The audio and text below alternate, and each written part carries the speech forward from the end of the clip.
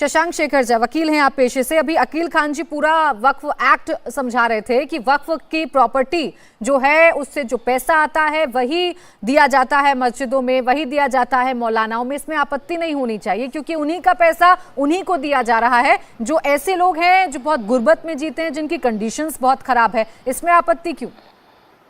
नमस्ते प्राची जी और सभी पैनलिस्ट्स को। प्राची जी, अकील साहब शायद पढ़ के नहीं आए थे। उनको मैं थोड़ी व्याख्या दे देता हूँ। वो कह रहे हैं कि वक्फ मुसलमानों के हित के लिए है, तो एक ऐसा इस्लामिक राष्ट्र बता दे जहाँ पे वक्फ वजूद में हो। आज की डेट में किसी भी इस्लामिक राष्ट्र में वक्फ का कोई वजूद नहीं है। बीच में मत बोलिए, बीच में मत बोलिए, बीच में मत बोलिए, सुन लीजिए। दूसरी बात, ये मनोज तिवारी जी साहब एकदम सही कह रहे थे कि ये तुष्टीकरण की राजनीति, और मैं बताऊंगा कैसे।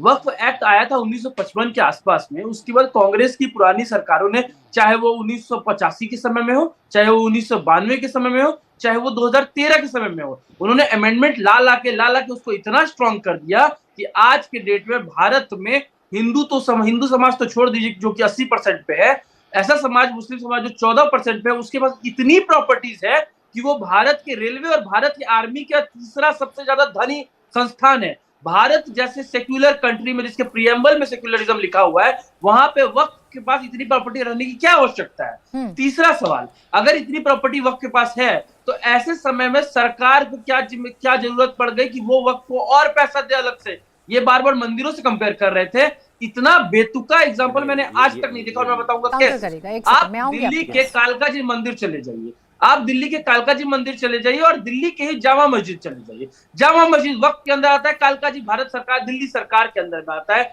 वो आपको कालका जी मंदिर के हर जगह गंदगी दिखेगी क्योंकि उसका, जबकि उसमें टैक्स लगता है, सरकार के पास पैसा जाता है, एडमिनिस्ट्रेटर दिल्ली हाईकोर्ट ने अपॉइंट किया हुआ है। लेकिन जामा मस्जिद किसके पास है? वक्फ के पास है। वक्फ को हैंडल कौन करता है? वक्फ बोर्ड का चेयरमैन। वक्फ बोर्ड का चेयरमैन कौन होता है? हमेशा गारंटीड होगा कि मुस्लिम समाज का ही चेयरमैन होगा।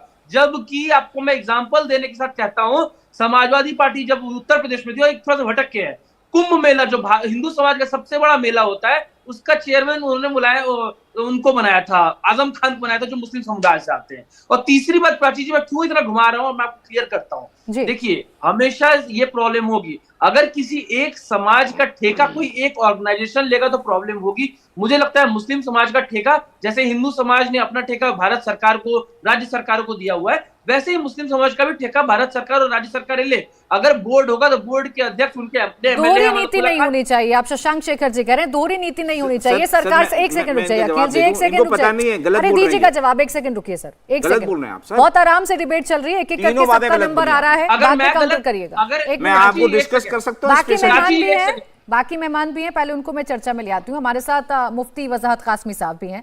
कासमी जी, जो बात यहाँ पर चल रही है कि एक वर्ग को आप फायदा पहुंचाइए, बाकी वर्गों की तरफ आप ध्यान भी मत दीजिए, और जब चुनाव नजदीक आए तो उन्हें खुश करने के लिए आप ऐसे ऐसे बड़े बड़े वादे करिए जो मुमकिन भी ना हो सके। ये तो तुष्टीकरण ही है जो दिल्ली में हो रहा है।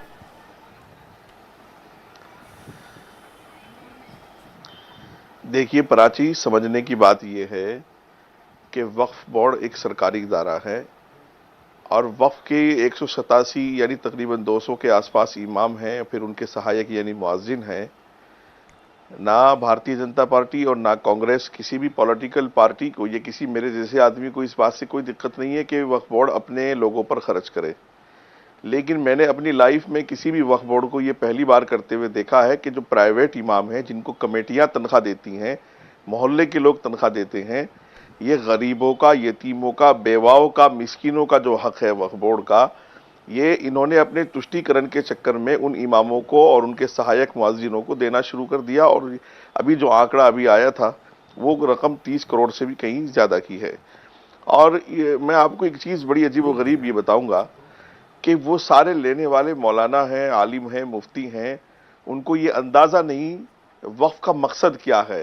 वक्फ जो है वो जब कोई अपनी प्रॉपर्टी को वक्फ करता है तो वो करता है कि किसी ज़रूरतमंद के काम आएगी। और मुझे लगता है अरविंद केजरीवाल की हरकतों से कि जैसा कि यहाँ दिल्ली में कोई बेवा, कोई मिस्कीन, कोई यतीम, कोई गरीब बचा ही नहीं है कि प्राइवेट इमामों को तनख्वाह देनी शुरू कर दी, प्राइवेट इमाम मुअज्जिनों को तनख्वाह देनी शुरू कर दी।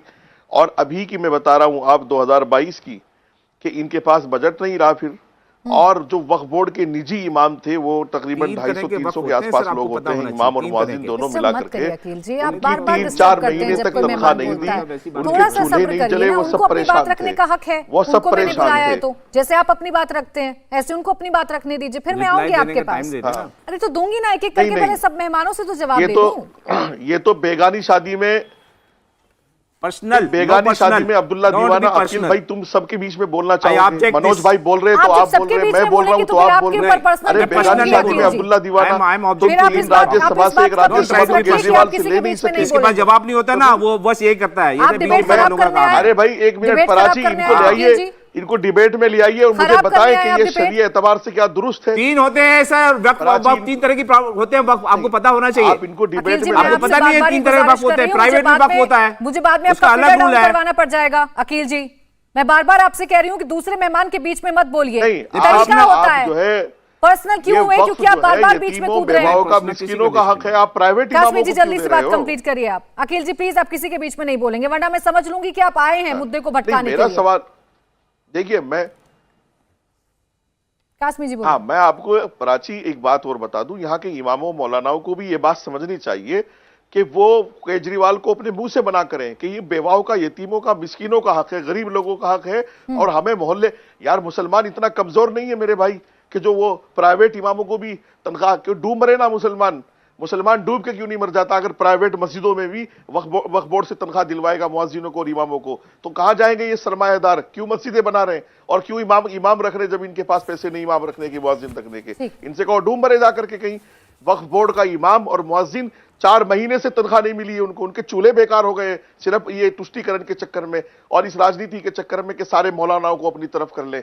और फिर मैं फिर कहता हूं, ये तो हमारे और हमारे दूसरे भाई जो सिख हैं, हिंदू हैं, क्रिश्चियन हैं, जो हमारे दूसरे धार्मिक गुरु हैं, गारंटी है ये तो उनके हमारे बीच में इन्होंने दीवार खड़ी कर दी है और ये साबित कर दिया कि ये सारा माल तो सरकार का मुल्ला जी खा गए और गारंटी साहब को कुछ मिला ही नहीं, मंदिरों से तो उल्टा ले लिया। चमकाने की बात आप कर रहे हैं कि राजनीति चमकाने के लिए ऐसे कदम उठाए जा रहे हैं। इंडिया टीवी हर वक्त हर जगह डाउनलोड करने के लिए सर्च करें India TV news Google play store या ऐप स्टोर पर।